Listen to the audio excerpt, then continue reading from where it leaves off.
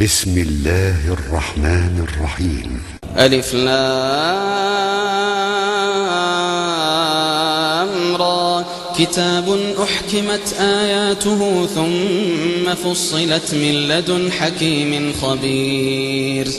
ألا تعبدوا إلا الله إنني لكم منه نذير وبشير. وأن استغفروا ربكم ثم توبوا إليه يمتعكم متاعا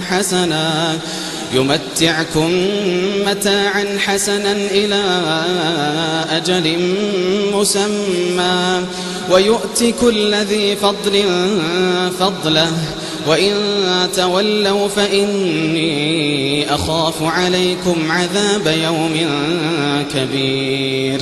إلى الله مرجعكم وهو على كل شيء قدير.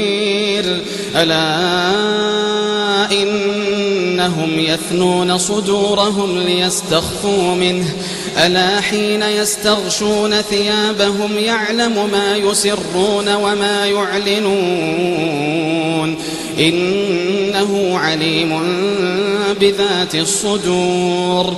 وما من دابة في الأرض إلا على الله رزقها وما من دابة في الأرض إلا على الله رزقها ويعلم مستقرها ومستودعها كل في كتاب مبين. وهو الذي خلق السماوات والأرض في 6 أيام وكان عرشه على الماء ليبلوكم أيكم أحسن عملا. ولئن قلت إنكم مبعوثون من بعد الموت ليقولن الذين كفروا إن هذا إلا سحر مبين. ولئن أخرنا عنهم العذاب إلى أمة معدودة ليقولن ما يحبسه ألا يوم يأتيهم ليس مصروفا عنهم وحاق بهم ما كانوا به يستهزئون. ولئن أذقنا الإنسان منا رحمة ثم نزعناها منه إنه ليئوس كفور. ولئن أذقناه نعماء بعد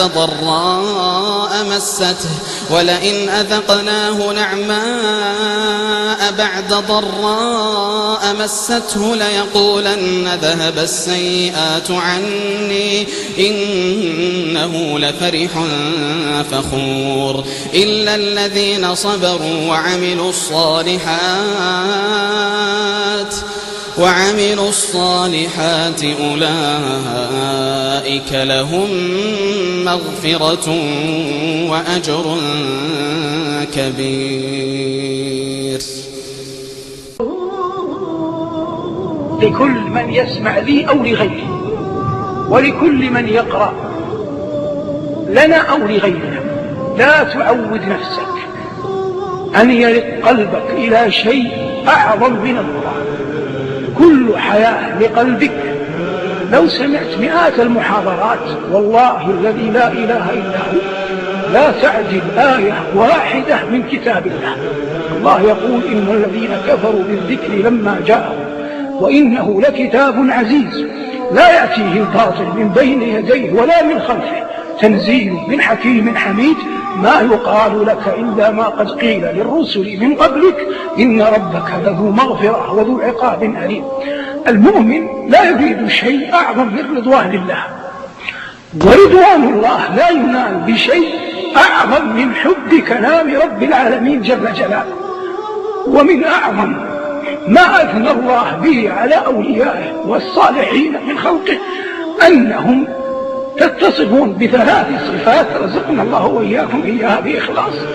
إذا تليت عليهم آيات الله وجلوا القلب واقشعرار الجلد وذروف العين. قال الله موسى وهارون وإبراهيم وإدريس وإسماعيل ومريم وابنها بصورة مريم، فذكرهم بصفات متفرقة ثم جاء أجمل.